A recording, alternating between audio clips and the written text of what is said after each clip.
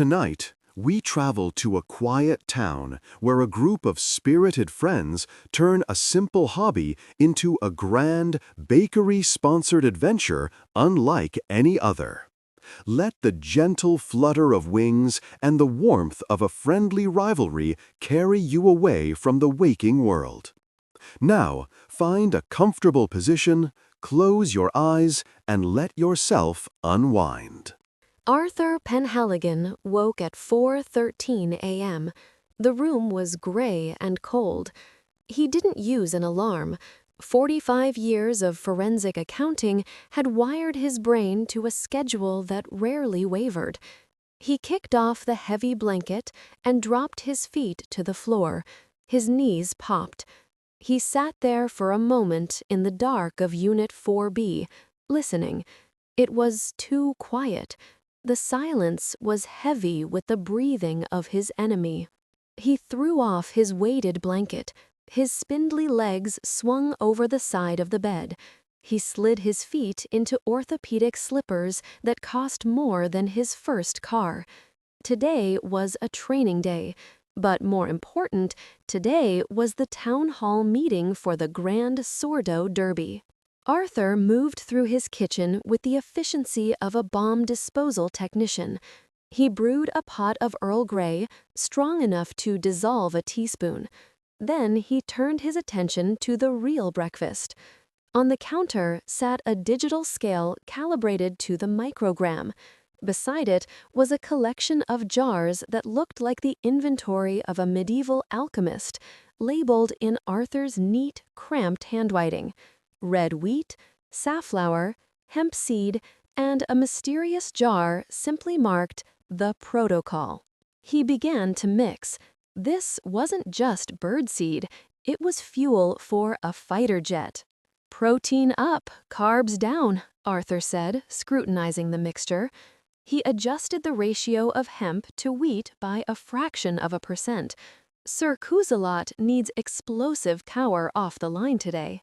He walked out the back sliding door into the small patio garden.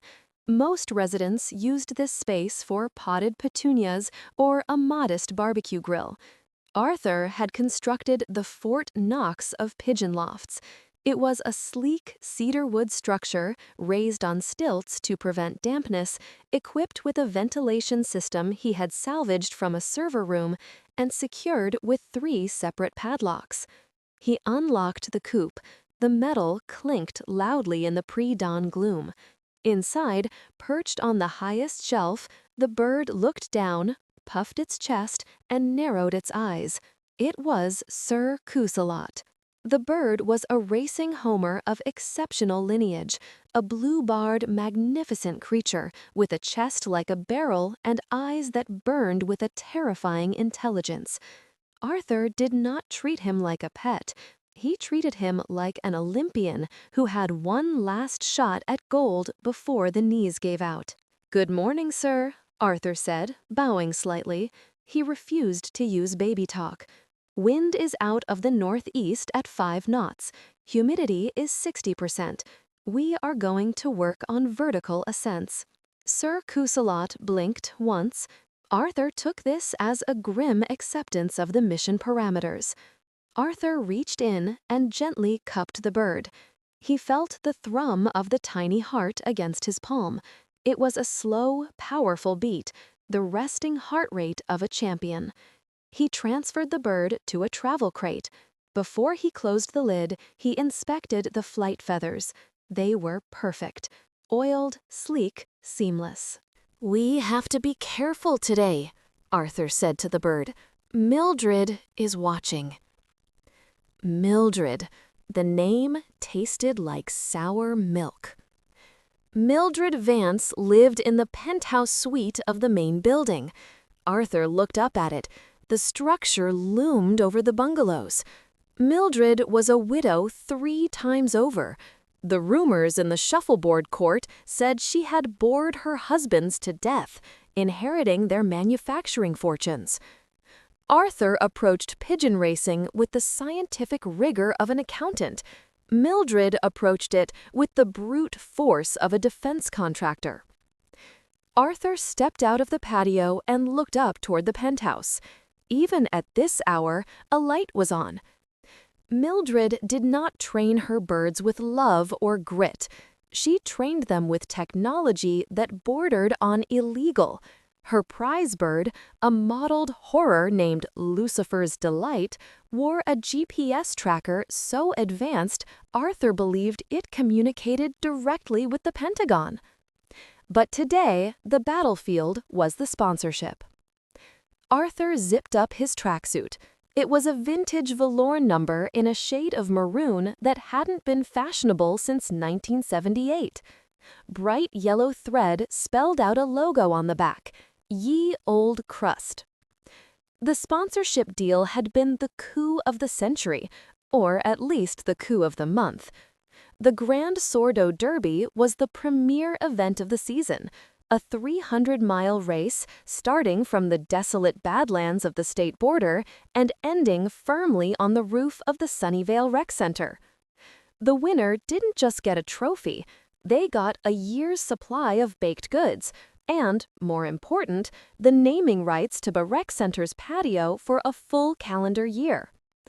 Arthur had secured backing from Ye Old Crust, a traditional bakery downtown run by a family of dour artisans who believed yeast was a spiritual entity. They provided Arthur with funding for feed and a very heavy, very dense sourdough loaf every Friday. Mildred had gone corporate. Her tracksuit, a sleek neoprene bodysuit, was emblazoned with the Baguette Boutique. It was a trendy, overpriced establishment that sold bread with more air than dough. The rivalry between the bakeries was almost as bloody as the rivalry between the Flyers. "Let's move," Arthur said. He did not release the bird yet. First, the conditioning. Arthur clipped the travel crate to a terrifying contraption, a customized baby stroller stripped of its fabric, modified with all-terrain wheels. He began to jog. It was a slow jog, a shuffle, his rubber soles slapping the pavement. He pushed the stroller ahead of him.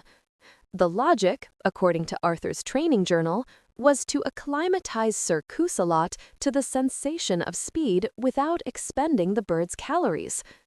They tore through the winding streets of Sunnyvale, past the sleeping form of Mrs. Gable's cat, and past the ominous shadow of the penthouse. As Arthur cornered around the hydrangea bushes near the community center, he saw it. A drone. It hovered silently 20 feet in the air, its camera lens fixed on him. Arthur did not break stride. He glared at the machine. "Record all you want, Mildred," he said, his lungs burning. "You can't steal heart. You can't 3D print a soul." The drone buzzed aggressively, dipped its nose, and then sped away back toward the main building. Arthur took it as a victory. By 10 a.m., the physical exertion was over. The political theater was about to begin. The Sunnyvale Community Hall smelled of floor wax and stale coffee. Folding chairs formed a semicircle facing a long table where the League committee sat. The Feathered Fury League had started 5 years ago to control the feral pigeon population. It had devolved into a high-stakes gambling ring disguised as a hobby. Arthur took his seat in the front row, smoothing his maroon velour. Sir Cutthroat was safely back in the loft of solitude, recovering with a post-workout electrolyte drip. The double doors at the back of the hall swung open. A hush fell over the room. Mildred Vance entered. She did not walk. She glided. She wore her Baguette Boutique sponsorship gear, accessorized with a silk scarf and oversized aviator sunglasses, which she wore indoors without a hint of irony. Trailing behind her was her assistant, a terrified young man named Kevin, who was officially her grandnephew, but acted more like a Sherpa, carrying 3 binders of data and a portable humidor for her bird cigars, a rumor Arthur had started and which many believed. "Morning, Artie," Mildred said. Her voice sounded like a chainsaw cutting through granite. She took the seat directly across the aisle from him. "You look tired. Cardio getting to you?" "I'm peaking, Mildred," Arthur said, staring straight ahead. "My biometrics have never been better. Sir Cusalot is a coiled spring." "Is he?" Mildred smirked. She adjusted her sunglasses. "Lucifer clocked 60 miles per hour in a headwind yesterday. We're thinking of adding spoilers to his tail feathers.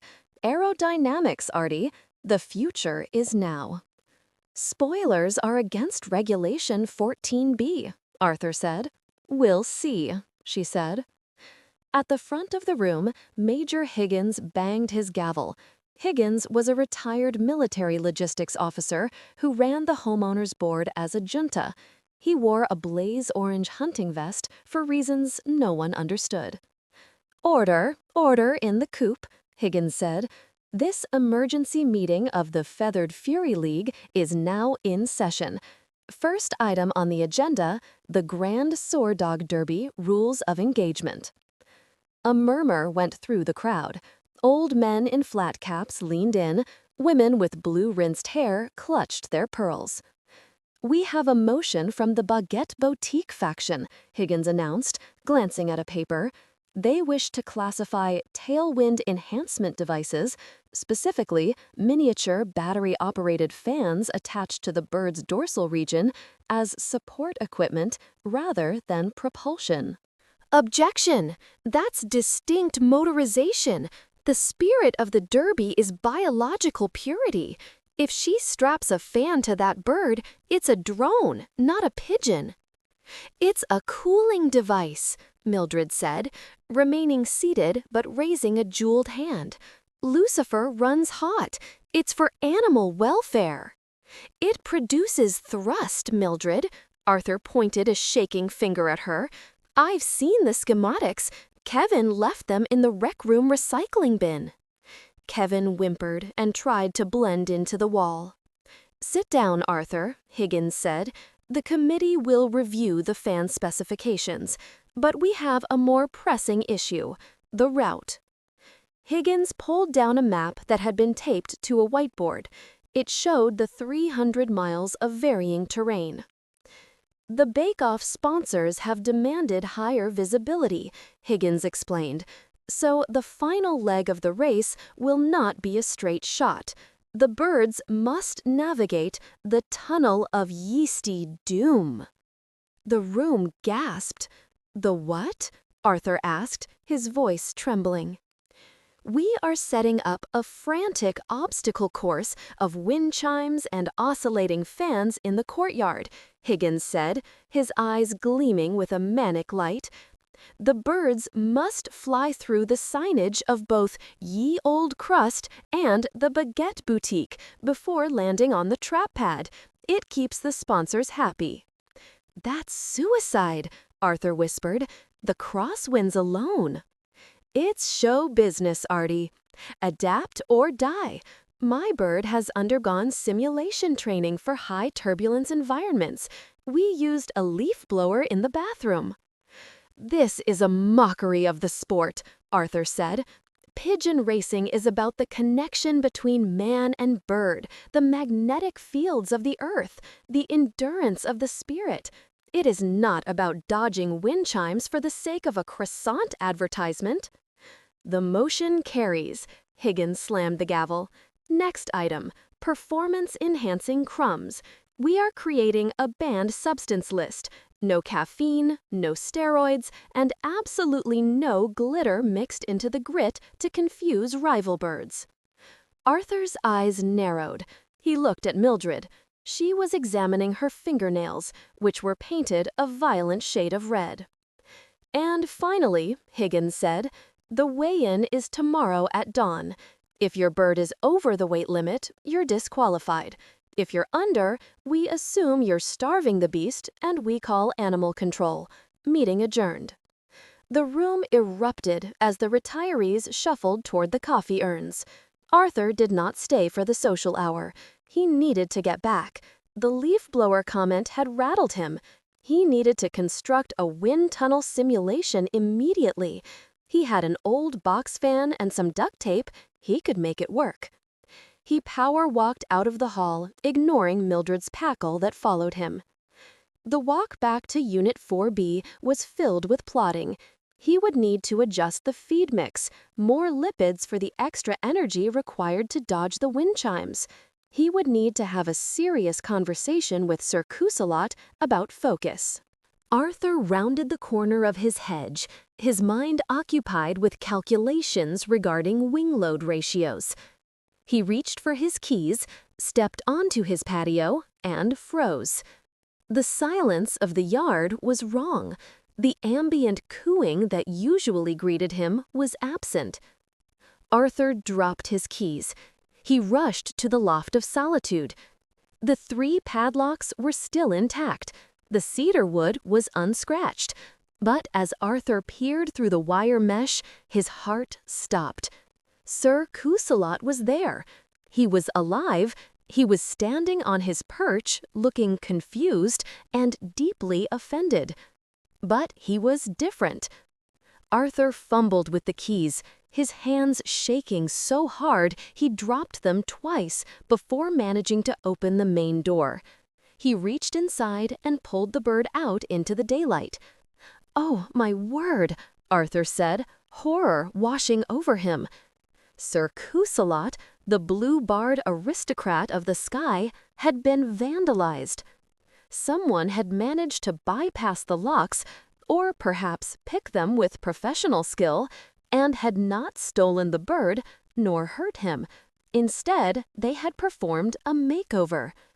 Glued pixel by pixel with an industrial adhesive onto the tips of Sir Cutthroat's primary flight feathers were bright neon pink synthetic feathers. They were heavy. They were garish. The neon pink feathers clashed violently with the bird's sleek coat. But the worst part was the weight. Arthur felt it immediately. The balance was off. The aerodynamics were ruined. With these extensions, Sir Cutthroat would not glide. He would tumble. And removing them, the glue was so close to the quill that pulling them off might strip the natural feathers, grounding the bird for months. Arthur stared at the pink monstrosities. He spun around, scanning the yard. There were no footprints, no signs of entry. It was a ghost job. Then he saw it. Stuck to the bottom of the water dish inside the coop was a small laminated sticker. It wasn't a note. It was a logo. A tiny golden baguette. Arthur peeled the sticker off. He looked up at the penthouse, towering over the village, the sun glinting off its glass balcony. "This is war," Arthur whispered, his voice low and dangerous. He looked down at Sir Cutthroat, who pecked at one of the pink feathers with disdain. "Don't worry, sir," Arthur said, a cold resolve settling over him. "They want a show? They want theatrics?" Arthur gently placed the bird back in the coop and stood up, smoothing his velour tracksuit. "If it's a bakery war they want," Arthur said to the empty air, "then we're going to need a bigger oven." He turned on his heel and marched into the house. He had a phone call to make to Yield Crust, and then he had to find a solvent that could dissolve superglue without melting a bird. The Grand Sourdough Derby had just gone from a race to a vendetta. Arthur Penhaligon was done playing by the rules. The tactical situation in Sunnyvale had shifted from a Cold War to active skirmishing. The Geneva Convention of Bird Husbandry had been thoroughly shredded, much like the newspaper lining the bottom of Sir Cutthroat's cage. After the incident with the pink neon feathers, which Arthur had painstakingly removed using a Q-tip dipped in organic olive oil and 6 hours of soothing classical music, the gloves were off. Arthur Penhaligon was no longer just a trainer.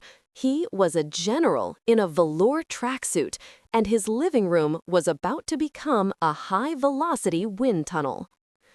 The morning sun filtered through the blinds, illuminating dust motes that danced in the stagnant air of Unit 4B. Arthur stood in the center of the room, wearing safety goggles he had retained from a 1998 audit of a chemical plant. In his right hand, he gripped a laser pointer. In his left, the trigger of a heavy-duty gas-powered leaf blower strapped to a dining chair with bungee cords. "Gentlemen," Arthur said to the room. The only occupant was Sir Cutthroat, currently perched on top of the television set, and a terrified budgie named Orwell. Orwell belonged to his neighbor, Mrs. Higgins, who was currently in the hospital for hip surgery. Arthur was pet-sitting, but in his mind, Orwell was a junior cadet observing a masterclass. "The enemy has resorted to psychological warfare and drag-inducing vandalism," Arthur announced, his voice muffled slightly by the N95 mask he wore to filter out dander. "Mildred believes she can weigh us down. She attempts to disrupt our lift-to-drag ratio. We will counter with superior aerodynamics. We will teach you to slice through the air like a dividend through a tax loophole." Sir Cutthroat bobbed his head, his iridescent neck feathers shimmering. He looked skeptical. Arthur kicked the leaf blower into life. The machine roared with the ferocity of a jet engine.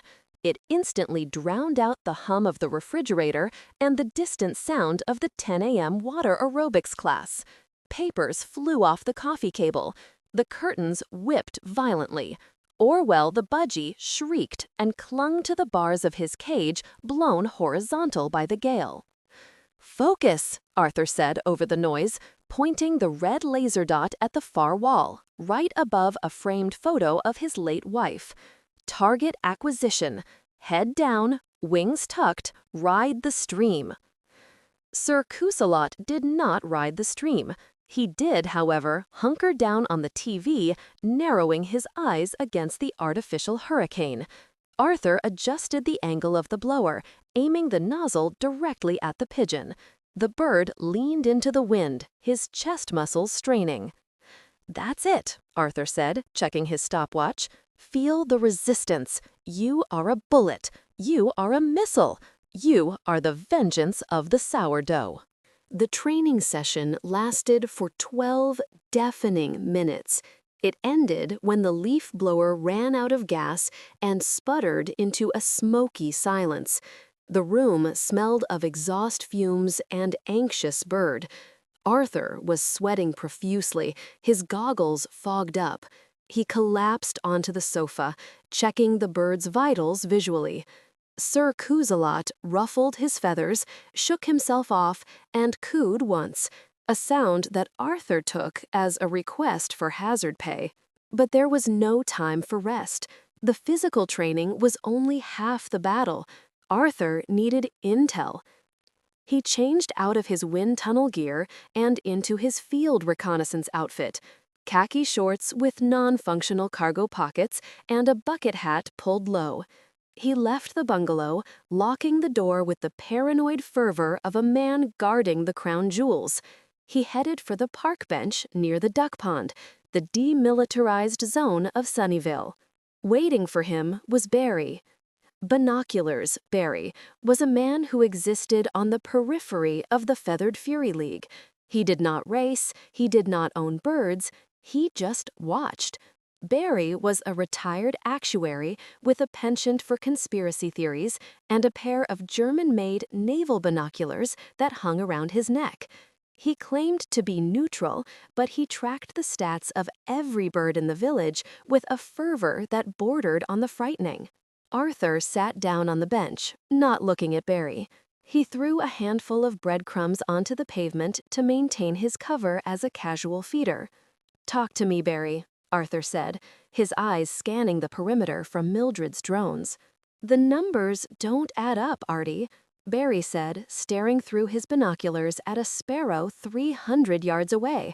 "I've been clocking the ascent rates of the Baguette Boutique Squadron. Mildred's birds are defying gravity and physics and possibly the laws of God." "Is it the spoilers?" Arthur asked, clenching his fist. "Did she install the battery-powered fans?" "It's worse," Barry said, lowering the binoculars and turning to face Arthur. His eyes were wet and wide. "It's the diet. I've been going through her trash." Arthur raised an eyebrow. "You've been dumpster diving?" "Intelligence gathering," Barry corrected. "And I found boxes, Artie. Bulk boxes from a bakery supplier in New Jersey, labeled artisanal salad toppers. But I ran a chemical analysis in my kitchen. I used a kid's chemistry set, but the reaction was clear." Barry leaned in close. His breath smelled of peppermint and fear. "The croutons are juiced." Arthur gasped. "Juiced?" "Anabolic croutons," Barry said. "High-grade bovine growth hormone baked into a garlic and herb shell. She's feeding them to her flock. Lucifer isn't just training, he's bulking. I saw him bench press a walnut yesterday. A whole walnut, Artie." Arthur felt the blood drain from his face. "That's a violation of Regulation 8C regarding purity of feed. It's doping. It's bread-based doping." "You can't prove it," Barry said, raising his binoculars again as a golf cart drove by. "The evidence is digestible. Once they eat it, it's gone. But look at the stats. Her birds are recovering twice as fast. Their aggression index is up 400%. One of them hissed at me. Pigeons don't hiss, Artie. Snakes hiss." Arthur stood up. His resolve hardened into a diamond-like point. Mildred Vance wasn't just cheating, she was creating monsters. "If she wants to escalate the nutritional arms war," Arthur said, "then I need to secure my supply lines. Keep watching, Barry. If Lucifer starts growing teeth, call me." Arthur marched away from the pond. His destination was the downtown historic district, home of Ye Old Crust. The bakery smelled of burnt flour and old wood. Ye Old Crust had been baking bread the same way since 1894, which meant the loaves were dense enough to be used as masonry. Arthur pushed through the heavy oak door. The bell above jangled with a dull thud. Silas, the proprietor, stood behind the counter. He was a man made of angles and flour dust, with forearms the size of baguettes and a permanent scowl. "Mr. Penhaligon," Silas grunted, wiping his hands on a dirty apron. "How is our mobile billboard?" "Sir Cusalot is an athlete, Silas, not a billboard," Arthur corrected, leaning on the counter. "But we have a problem. The competition is engaging in chemical warfare. I need you to modify the formula. We need high-octane carbs. I'm talking pasta water concentrations. I need a sourdough starter that has been angry for a decade." Silas frowned. He picked up a rolling pin and tapped it rhythmically against his palm. "Our sourdough is perfect. It won the county fair in 1974. We don't change the recipe." "We have to evolve," Arthur pleaded. "Mildred Vance is feeding her birds steroids disguised as salad garnish. I need energy density, Silas. I need a crumb structure that releases glucose over a 3-hour flight window." Silas narrowed his eyes. "You want science bread? Go to the supermarket. We bake with soul here." "Soul doesn't create lift," Arthur said. Silas reached under the counter. For a moment, Arthur thought he was going for a weapon. Instead, he pulled out a cardboard box and slammed it onto the glass display case. "You want support?" Silas said. "You want resources? Then I want visibility. The logo on the back of your tracksuit isn't enough, Arthur. People need to see the brand while the bird is in the air." Arthur stared at the box. "What is that?" Silas opened the lid. Inside lay a pile of tiny, doll-sized garments made of stiff, burlap-like material. They were printed with the Ye Old Crust logo, in a font so gothic it was barely legible. "Flight vests," Silas announced. "I had my niece sew them. Weighted canvas, high visibility. I want your whole flock wearing them for the qualifier." Arthur recoiled. "Vests? Are you insane, man? The drag coefficient, the weight distribution. You're essentially asking me to strap a parachute to a sprinter." "It's branding," Silas said, waving a vest in the air. "Mildred's birds are painting the sky with her logo. I heard she's using safe dye smoke trails. All I'm asking for is a little vest. If the bird is a champion, he can carry 2 ounces of Hessian advertising." 2 ounces? Arthur's voice rose an octave. "That's 10% of his body weight. Do you know what that does to the wing loading? He'll fly like a brick, a branded, yeasty brick." "No vest, no bread," Silas said. He crossed his massive arms. "And no check for the entry fees." Arthur stared at the baker, realizing that he was fighting a war on 2 fronts. On one side, the high-tech doping of the baguette boutique. On the other, the stubborn, antiquated commercialism of Ye Old Crust. "Fine," Arthur said, snatching a vest from the box. "I will put it on him for the promotional photos. But during the race, the bird flies naked. That is my final offer." Silas considered this, chewing on the inside of his cheek. "Photos, and standing on the podium, and I want a video of him pecking a bagel." "Done," Arthur said, grabbing his weekly sack of grain. "But if we lose because of drag, Silas, I'm telling everyone your pumpernickel is store-bought." He fled the shop before the baker could throw the rolling pin. By late afternoon, the atmosphere in Sunnyvale was electric. It was time for the pre-qualifier practice flight. The Feathered Fury members gathered at the designated launch site, a gently sloping hill behind the maintenance sheds that offered a clear view of the valley. The wind was picking up, rustling the sawgrass. It was a choppy, unpredictable breeze, perfect for separating the champions from the casual hobbyists. Arthur stood by his flight crates, his hands trembling slightly as he engaged the locks. He had brought his Alpha Squad, Sir Cous-a-Lot, accompanied by his wingmen, Barnaby, a steady, reliable flyer, and Sputnik, fast but easily distracted by shiny objects. Across the field, the Baguette Boutique team had set up a command center that looked like a mobile launch site for NASA. Mildred sat in a folding chair, protected by a large umbrella held by Kevin. She wore a headset. Why she needed a headset to communicate with birds or Kevin, who was 2 feet away, remained a mystery. "Comms check," Mildred's voice boomed across the field, amplified by a megaphone she held in her lap. "Kevin, are flight vectors locked?" "Yes, Aunt Mildred," Kevin sighed, adjusting a laptop on a cooler. "Arthur," Mildred said, "topping your crying towel. Lucifer is feeling spicy today. He ate a very nutritious lunch." "Focus on your own flock, Mildred," Arthur said. "We run a clean race here. No chemicals, no cyborgs." Major Higgins, wearing his orange vest, blew a whistle. "Pilots, prepare for release. Target is the old water tower and back, 5 miles. Launch in T-minus 10 seconds." Arthur whispered a final prayer to the patron saint of aerodynamics. He unlatched the crates. "Fly, my beauties, fly." At the whistle, 50 pigeons erupted from their baskets, a chaotic explosion of gray and white feathers spiraling into the sky. The sound of wings beating against the air was deafening. They climbed hard, banking against the wind. Sir Cous-a-Lot took the lead immediately. He powered upward, his wings cutting the air with the precision of a surgeon. The training with the leaf blower was paying off. He wasn't fighting the wind, he was surfing it.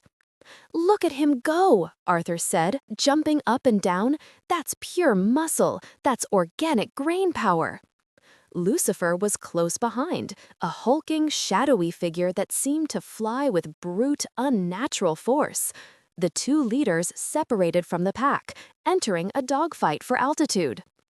And then the weapon was deployed. Arthur watched as Kevin, at a signal from Mildred, ran away from the group, trailing a long line.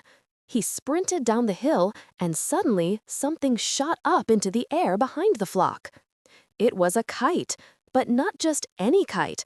It was a hyper-realistic 6-foot wingspan replica of a red-tailed hawk. "Hawk," someone said. "Hawk at 6 o'clock." Panic seized the flock. The silhouette of a hawk triggers a primal, overriding terror for birds. The formation shattered. Pigeons dove, banked wildly, and scattered in every direction. "It's a decoy," Arthur said, sprinting towards Mildred. "Call it down. That's interference." "It's a variable adversity simulation," Mildred said into her megaphone. "The wild is dangerous, Arthur.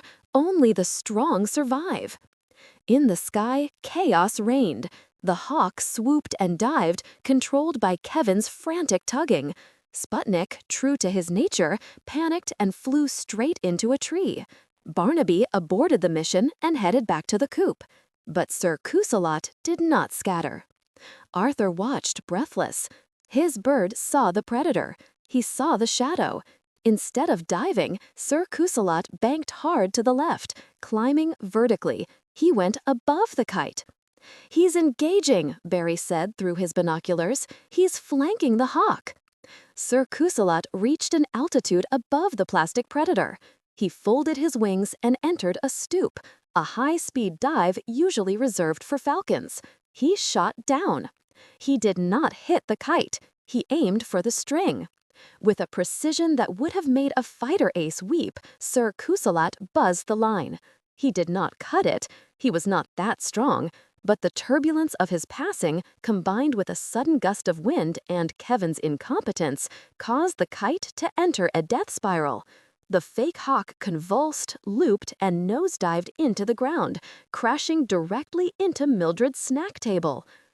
"Mayday! Mayday!" Kevin said, and tangled in twine. "You idiot!"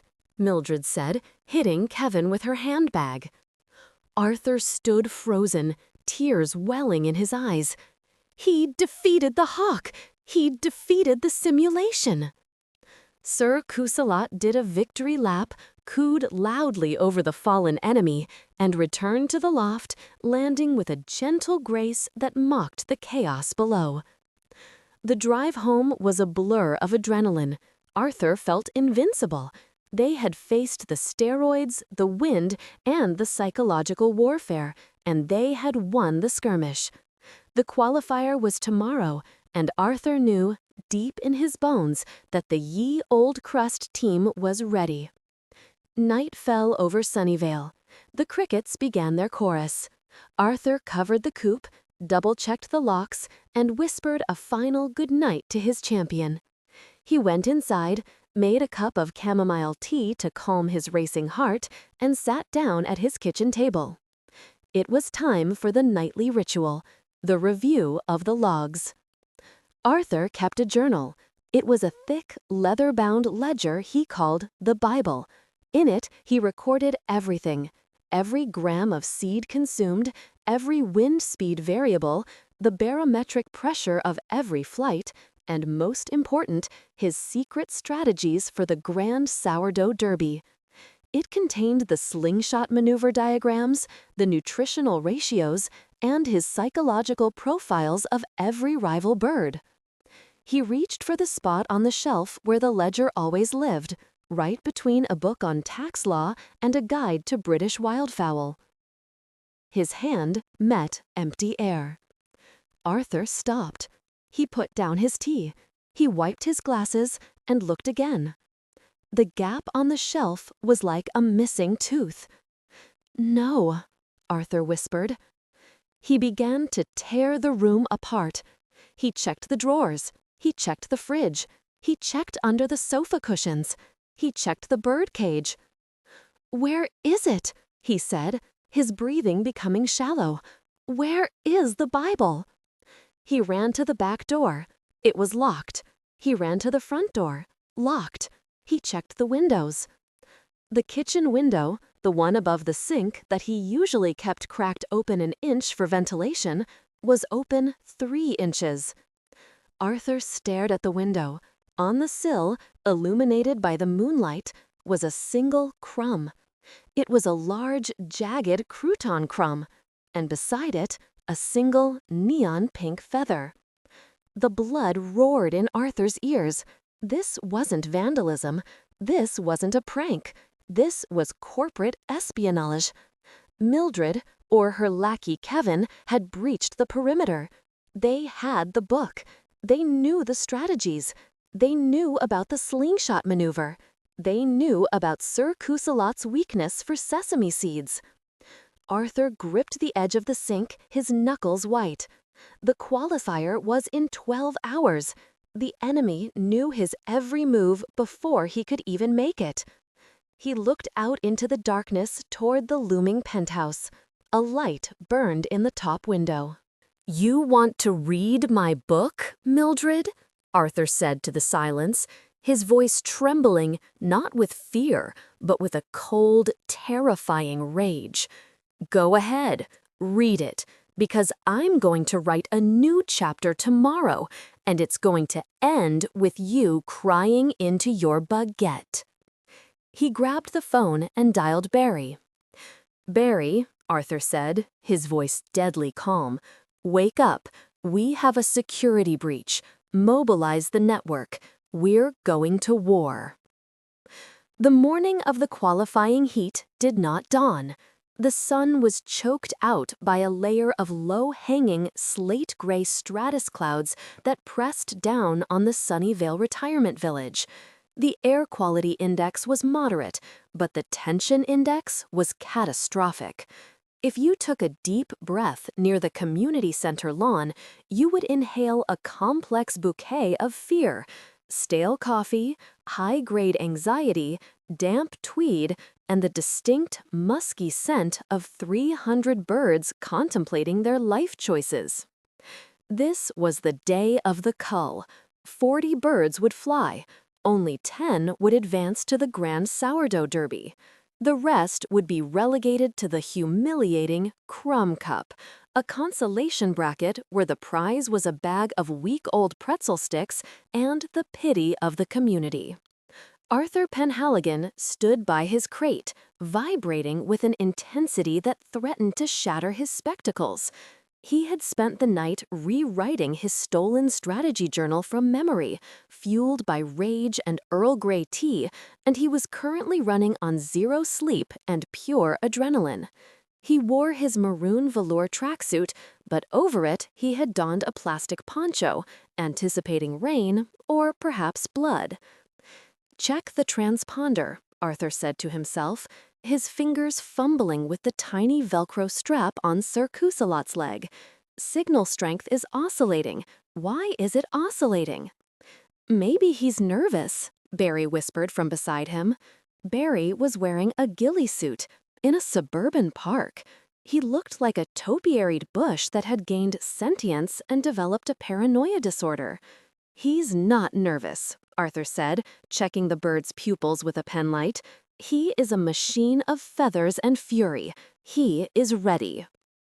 But across the damp grass, the Baguette Boutique camp was a carnival of intimidation. Mildred Vance sat on a portable throne, an actual velvet-cushioned chair she had forced Kevin to carry from her penthouse. She was surrounded by a pit crew. One man was misting Lucifer, the steroid-infused monster of a bird, with mineral water. Another was massaging the bird's thighs. Mildred caught Arthur's eye. She did not wave. She simply held up a croissant, took a slow, deliberate bite, and pointed the flaky end at him. "Pilots!" Major Higgins said, his voice cracking through a bullhorn that was set to maximum volume, causing hearing aids within a 3-mile radius to squeal in protest. "The qualifying heat is a straight, linear sprint. Out to the water treatment plant, round the antenna, and back to the landing pads. Any bird that defecates on the judge's table gets a 5-second penalty. On my mark. Arthur gripped the release handle of his crate. This was it, the result of weeks of leaf blower training and carb loading. 3, 2, 1, release! The latch clicked, the door swung open, and chaos erupted. It was not a graceful ascent. It was a riot. 40 birds exploded into the air, a spiraling vortex of gray and white. The sound was deafening, a frantic clapping of wings that sounded like a standing ovation in a wind tunnel. Go, go, gain altitude, Arthur said, jumping up and down, his poncho flapping. Find the slipstream, Sir Cutthroat. Ignore the flock mentality. You are an individual. For the first 2 minutes, it looked like a race. The leaders, Lucifer, Sir Cutthroat, and a scrappy one-eyed pigeon named Nelson, owned by Mrs. Gable, punched through the cloud layer and vanished from sight. The crowd of retirees craned their necks. Binoculars Barry narrated the unseen action. They're banking left. Lucifer is playing dirty. He's crowding the inside lane. Sir Cutthroat is taking the high road. Wait, what is that? Barry lowered his binoculars. His face was pale. Oh no. What? Arthur grabbed him by the ghillie suit. What is it? The Sunday school picnic, Barry whispered, the volatile variable. Down in the lower park, midway along the race route, a local church group had decided to host their annual picnic. They had laid out checkered blankets, they had unveiled unwrapped wheels of brie, trays of ham sandwiches, and mountains of potato salad. To a racing pigeon, a ham sandwich is not food. It is a religious experience, a carbohydrate beacon. No, Arthur moaned. No, don't look down. Eyes on the prize. But biology is cruel. High above, the flock spotted the picnic. The collective mind of the birds shifted from athletic glory to free lunch. It was carnage. The formation broke. Dozens of highly trained athletes folded their wings and dropped from the sky, dive-bombing the potato salad. The screams of the Sunday school children drifted up to the horrified odors. My bird, Mrs. Gable said. Nelson is eating a deviled egg. That's cannibalism. Accusations, Mildred said, standing up. Someone planted that picnic. It's sabotage. Your bird is down there too, Mildred, Arthur said, pointing at the monitor screen, which showed GPS dots swarming the park. He's fighting a squirrel for a baguette. That's carb loading, she said. Arthur looked at his tracker. The dot representing Sir Cutthroat was spinning wildly. He wasn't at the picnic, but he wasn't on course either. The dot jumped from the park to the highway, then suddenly pinged that the bird was in the middle of the Atlantic Ocean, then telephoned back to show him inside a local Home Depot. Malfunction, Arthur said, tapping the screen. The transponder is glitching. I can't track him. Minutes turned into agonizing hours. The picnic skirmish ended as the birds, full of mayonnaise and regret, lazily took back to the air. One by one, they returned to the landing pads, bloated and slow. Lucifer landed first, looking smug and carrying a plastic fork in his beak. Mildred cheered as if she'd conquered a nation. Then came Nelson, then a dozen others. Arthur stood by the empty landing pad. The rain started to drizzle, washing the hope right off his face. Come on, he whispered. Come on, old boy. Major Higgins stood with his stopwatch. Qualifying window closes in 30 seconds. If the bird isn't on the pad, he's out. He's coming, Arthur pleaded, though the sky was empty. I can feel it. 10 seconds. Arthur closed his eyes. He heard a sound.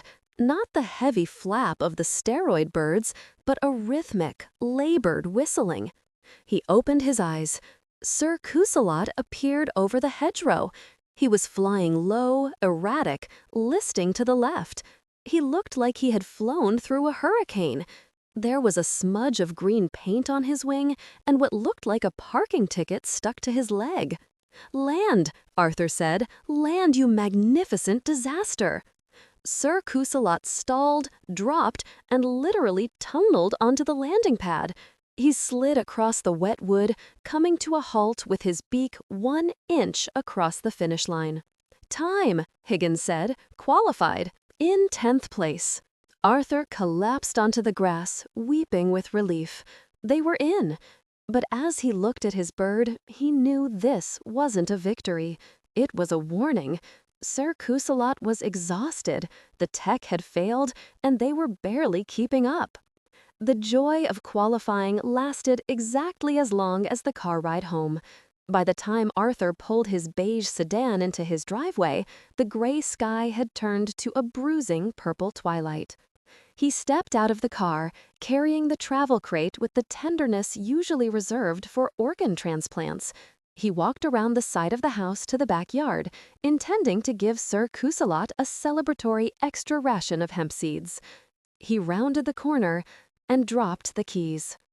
The loft of solitude was no longer cedar-colored. While he had been at the race, someone, an agent of darkness, a minion of the baguette boutique, had breached the perimeter again. The entire coupe had then painted Pepto-Bismol pink. It was dripping wet. The fumes were overpowering. But it wasn't just the color. It was the message. On the roof of the coupe, painted in crude, blocky white letters, was a phrase: "Crumbs are for losers." Arthur stood there, the rain mixing with the sweat on his face. He felt small. He felt old. He felt like a man who was taking bird racing too seriously and yet, simultaneously, not seriously enough. He did not clean it. He could not.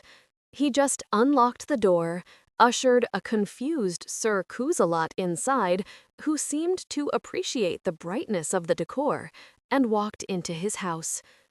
He sat in the dark kitchen. The silence was heavy and oppressive. This was the dark night of the soul. Arthur looked at the phone. He could call the police, but what would he say? "Officer, a widow painted my pigeon house pink because of a sourdough rivalry?" They would put him in a home.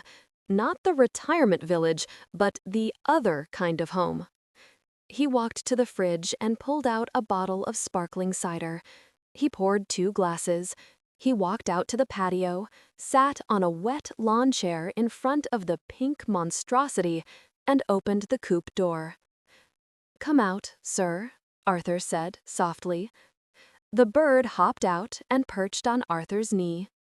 "Look at us," Arthur said, gesturing to the neon nightmare. "I'm a 72-year-old man wearing a wet poncho. You are a bird who nearly lost a race to a ham sandwich. Mildred has drones. She has growth hormones. She has Kevin." Arthur took a sip of cider. The bird pecked at the glass. "I think we should quit," Arthur confessed. The words tasted like ash. "I think I'm out of my depth. They stole my journal. They command the airspace. I'm just an accountant, sir. I calculate risk. And the risk here, it's too high. We're going to lose the Derby. We're going to lose the sponsorship. And I'm going to look like a fool." Sir Cusalot tilted his head. He looked at Arthur with that distinct, unblinking pigeon stare, a look that contains 0 empathy, but a terrifying amount of judgment. The bird puffed at his chest, did a small, defiant pirouette on Arthur's knee, and then released a single, loud coo. It wasn't a sad coo. It was an angry coo. Arthur looked at the bird. "You think I'm being pathetic, don't you?" The bird bobbed his head. "You think that just because they painted our house pink, we should roll over? You think the color of the coupe dictates the speed of the wing?" The bird ruffled his feathers and pecked Arthur's thumb hard. Ouch! Arthur recoiled. He looked at the drop of blood beading on his thumb. He looked at the bird. He looked at the pink paint. "You're right," whispered. "Pain is data. Humiliation is fuel." But he needed more than fuel. He needed a miracle. The bell above the door of Ye Old Crust did not jingle. It tolled. It was 4 a.m. Arthur had not slept. He stood in the bakery, damp and disheveled, clutching his resignation letter. Silas was there, stripped to his undershirt, dusted in flour. He was wrestling a mound of dough on a butcher block table, punching it with rhythmic, violent thuds. "You're late," Silas grunted, not looking up. "The race is in 2 days. Why aren't you training?" "I'm here to surrender," Arthur said, placing the letter on the counter. "I can't do it, Silas. Mildred has outmaneuvered me. The coop is pink. The journal is gone. My bird is psychologically scarred by a picnic. I am releasing you from the sponsorship. You should find a hawk fan club or something." Silas stopped kneading. The silence in the bakery was heavy, filled only by the hum of the massive ovens. Silas wiped his hands on a rag and walked around the counter until he was inches from Arthur's face. He smelled of yeast and fermentation and old rage. "You think this is about birds?" Silas asked quietly. "Well, yes," Arthur stammered. "It's the Pigeon Racing League."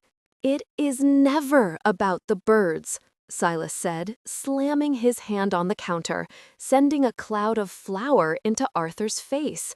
"It is about the rise, Arthur, the rise." Silas grabbed a glob of raw dough and held it up. "Look at this. What is it?"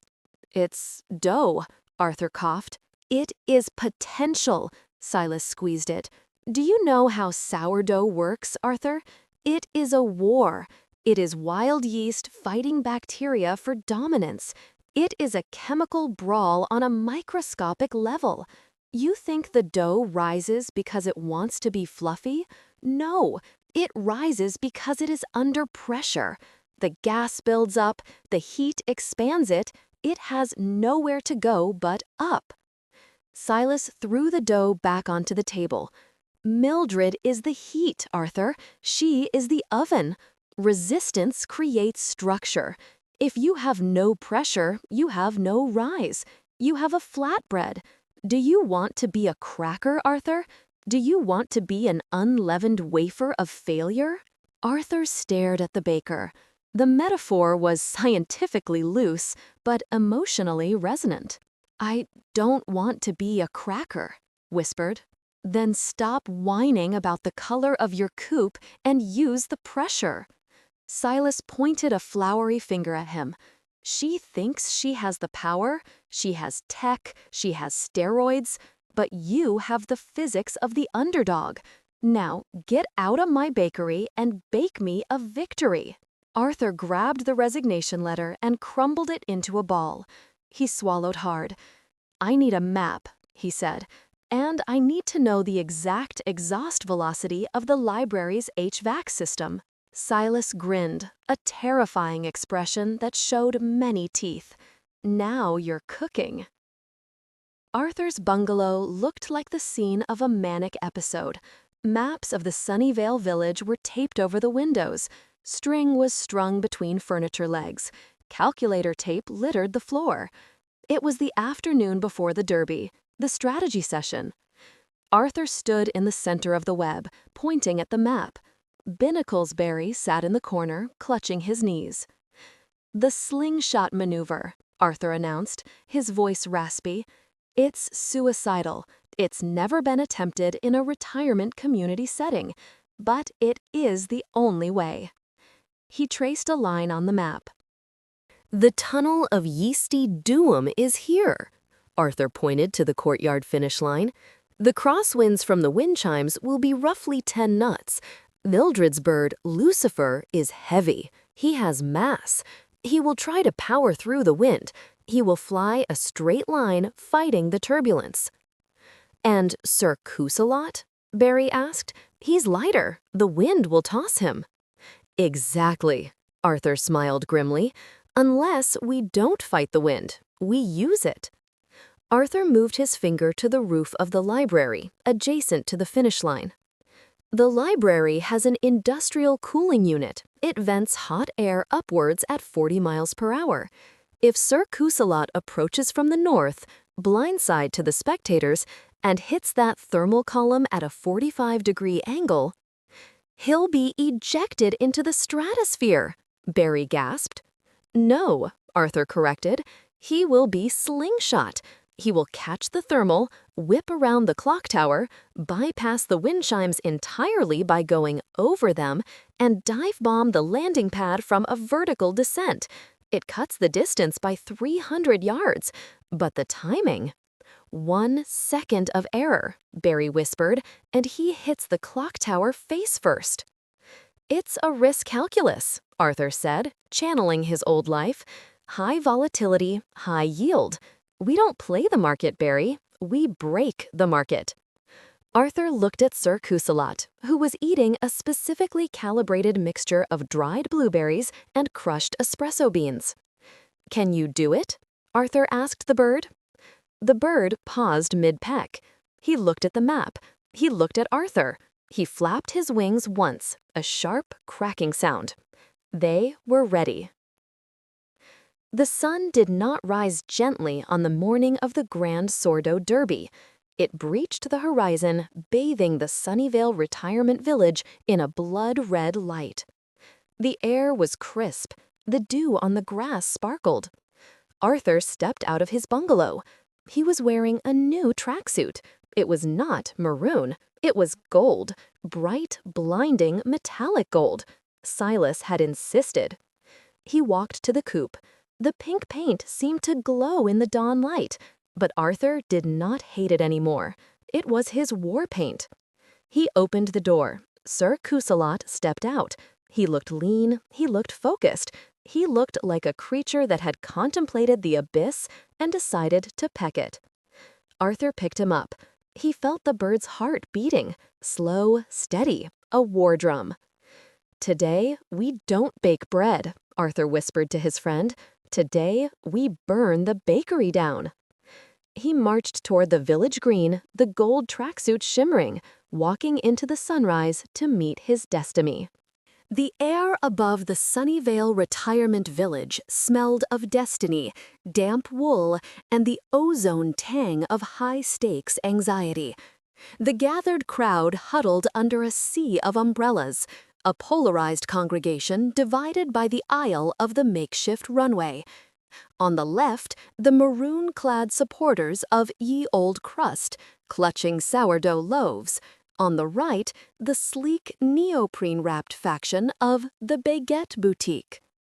Arthur Penhaligon stood at the starting gate, the rain pebbling against his gold tracksuit. It was a light, miserable drizzle, the kind that seeps into the bones. "Perfect conditions," Mildred Vance said, stepping up beside him. She was not wearing a raincoat. She wore a waterproof nanotech shell. The moisture increases the air density. My heavy-lift birds thrive in this soup. Yours, Arthur? They'll be waterlogged before they clear the perimeter fence. You're sending a paper airplane into a car wash. Arthur wiped his fogged glasses. Sir Cutthroat is water-resistant, Mildred. He has the oil glands of a darker, more ancient time. And he has heart. You can't waterproof a soul. "We'll see," she said. "Lucifer ate a breakfast of electrolytes and rage. He's ready to kill." Major Higgins, wearing a poncho over his orange vest, raised a flare gun. The 10 finalists, the elite of the avian athletics world, rustled in their cages.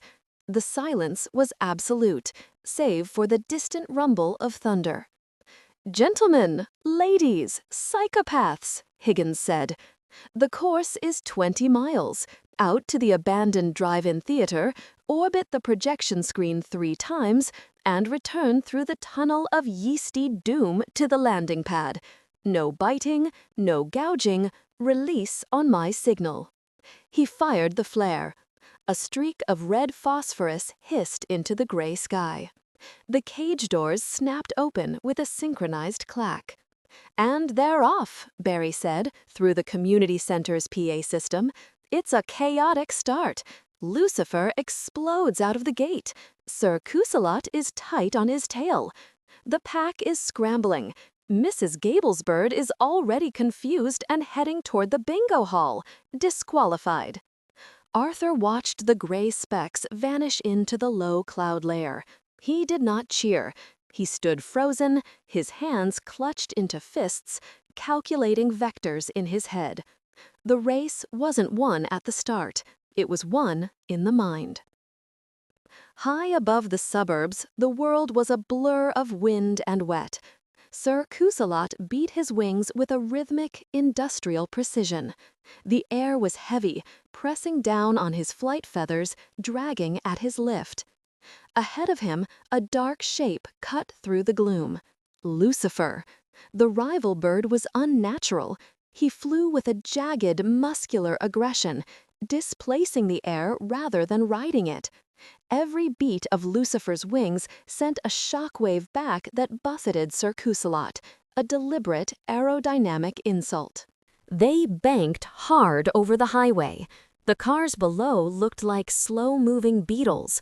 The rain intensified, turning from a drizzle to a stinging spray. Sir Cusalot narrowed his eyes. He felt the ache in his pectorals, the burning of the lactic acid. But he remembered the training. He remembered the leaf blower. He remembered the shame of the pink coupe. He tucked his wings and surged, closing the gap. Back on the ground, the waiting was a form of psychological torture. 30 minutes had passed.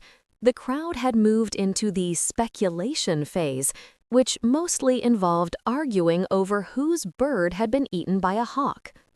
Arthur stood next to Silas, the baker from Ye Old Crust. Silas paced in a circle, kneading a stress ball made of actual raw dough. "They should be at the turn," Silas muttered, checking his watch. "If they don't make the turn by 10:42, the yeast levels in their blood will drop. They'll hit the wall." "They'll make it," Arthur said, though his voice shook. "My drone feed is down," Mildred said, slapping her tablet. "Kevin, why is the feed down?" "It's the interference, Aunt Mildred," Kevin said, holding an umbrella over the server rack he had wheeled onto the grass. "The storm, it's blocking the signal." "Fly blind then," she said at the sky. "Use your instincts, you feathered monster."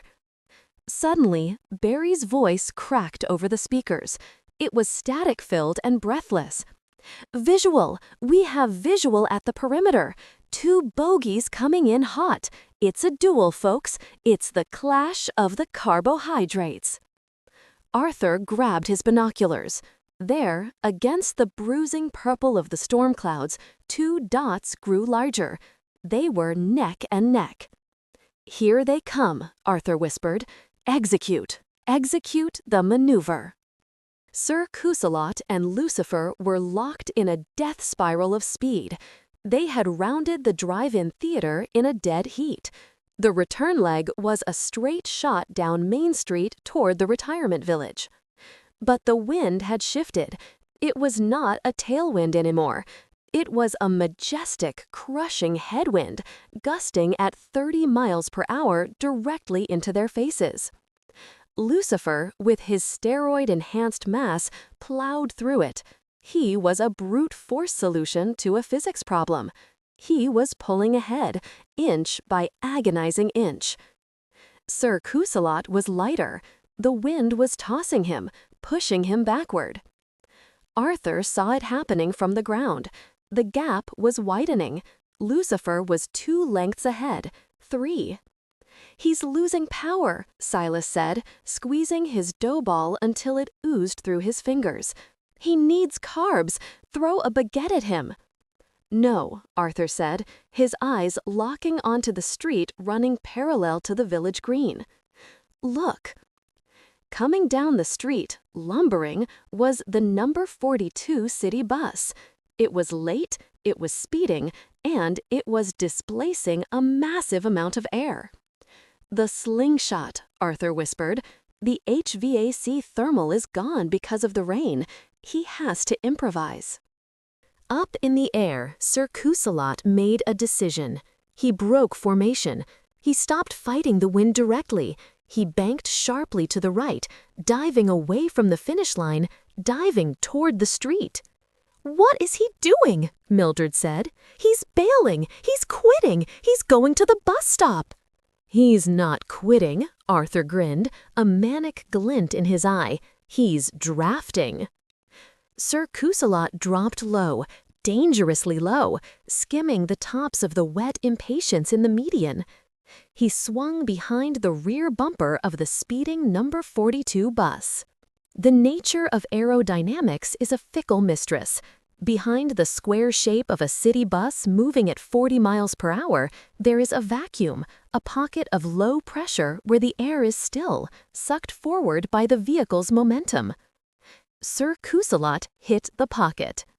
Instantly, the drag vanished. The wind noise stopped. He was in the slipstream. He did not need to flap. He was being towed by the vacuum of public transit. "Look at him go," Barry said into the mic. "He's surfing the bus. He's gaining speed. He's moving at 40 miles per hour without moving a muscle. This is unprecedented. This is illegal. No, wait, I'm checking the rule book. There is no rule against vehicular drafting. It's genius." The bus roared past the village entrance. Lucifer was still battling the headwind, flapping frantically, his beak open, his eyes bulging. At the precise moment the bus passed the gate, Sir Cutthroat popped his wings. He exited the slipstream. The sudden re-entry into the wind acted as a catapult. He shot upward, carrying the momentum of the bus, banking hard left over the hedges, screaming toward the finish line. "He's intercepted," Silas said. Lucifer saw the blur of motion. He tried to correct. He tried to block. But the momentum was too great.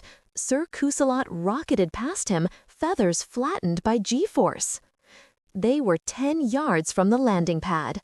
5 yards. Lucifer, in a last-ditch effort of pure spite, threw his body weight sideways, trying to shoulder-check Arthur's bird out of the air. They collided, a tangle of feathery fury. They tumbled out of the sky, a rolling ball of rage plummeting toward the trapboards. Thud. They hit the landing pad simultaneously, rolling, pecking, and sliding across the wet wood. They came to a stop against the sensor backstop. Silence descended on the village green. The rain tapped against the umbrellas. Both birds lay on their chests, panting. The sensors blinked red, then green, then confused yellow. "Who won?" someone whispered. Arthur held his breath. Mildred adjusted her sunglasses, her face a mask of stone. Binoculars Barry sprinted from the announcer's booth, breathless, clutching a high-speed camera and a magnifying glass. He vaulted the cordon tape and threw himself onto the wet grass, putting his face inches from the birds. He looked at the sensor lights. He looked at the position of the beaks. He looked at the birds, who were currently giving each other the side-eye. Barry stood up. He composed himself. He walked to the microphone. He tapped it twice. "Ladies and gentlemen," Barry's voice trembled, "we have a result." He paused for dramatic effect. "By a margin of 3 millimeters, by the length of a single nostril feather."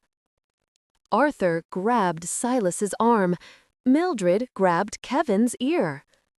"The winner of the Grand Sordo Derby is Sir Cutthroat." The ye old crust side of the field detonated. It was not a cheer. It was a release of primal energy. Silas lifted Arthur into the air, which was ill-advised given their combined age and the slippery grass, and they both immediately fell into a puddle, laughing hysterically.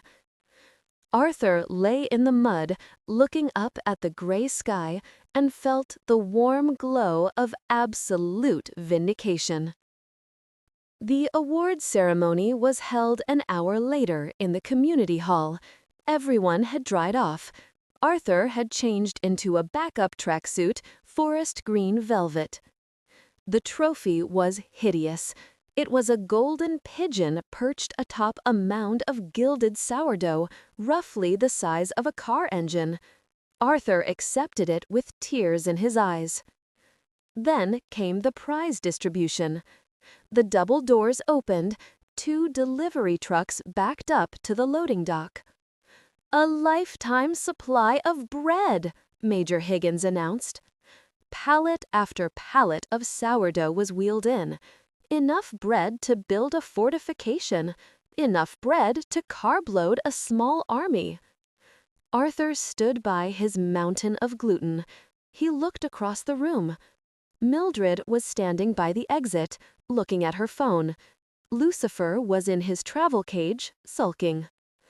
Arthur took a loaf of bread, the finest, crustiest sourdough extraordinaire, and walked across the room. The chatter died down. The rivalry was legendary. Everyone expected Arthur to gloat. He stopped in front of Mildred. "Mildred," Arthur said. "Arthur," she replied, not looking up, "enjoy your yeast infection." "He flew well," Arthur said, extending the loaf of bread. "Lucifer, he's a beast. If the wind hadn't shifted, you would have crushed me." Mildred looked at the bread. She looked at Arthur. Her lip twitched. She took her sunglasses off, revealing eyes that were sharp, tired, and begrudgingly respectful. "The bus draft," she muttered. "It was adequate, tactically speaking." "It was lucky," Arthur admitted, "but don't tell the bird that." Mildred took the bread. She weighed it in her hand. "It's heavy, good density. Might make a decent doorstop." "Or croutons," Arthur smiled, "for the next training cycle." Mildred let out a short, sharp laugh. It sounded like a seal barking, but it was a laugh. "There won't be a next cycle, Arthur. Not for pigeons." Arthur blinked. "What do you mean? You're retiring?" "From the sky? Yes. Too much variance. Too much weather." Mildred leaned in. Her eyes gleamed with a new, terrifying obsession. "I've been reading, Arthur. I've been doing research." She pulled a brochure from her pocket and slapped it into Arthur's hand. "Hydrodynamics," she whispered. Arthur looked down at the glossy pamphlet. The title read, "Underwater Gladiators, the Cutthroat World of Competitive Koi Racing." "Koi?" Arthur asked, bewildered. "Fish?" "Not just fish," Mildred said. "Living torpedoes. I've already ordered a customized filtration system from Japan. I'm digging up the rose garden tomorrow. I'm looking into fin spoilers and high-protein algae supplementation." She patted Arthur on the shoulder. "Enjoy your bread, Artie, but don't get comfortable. The water is waiting."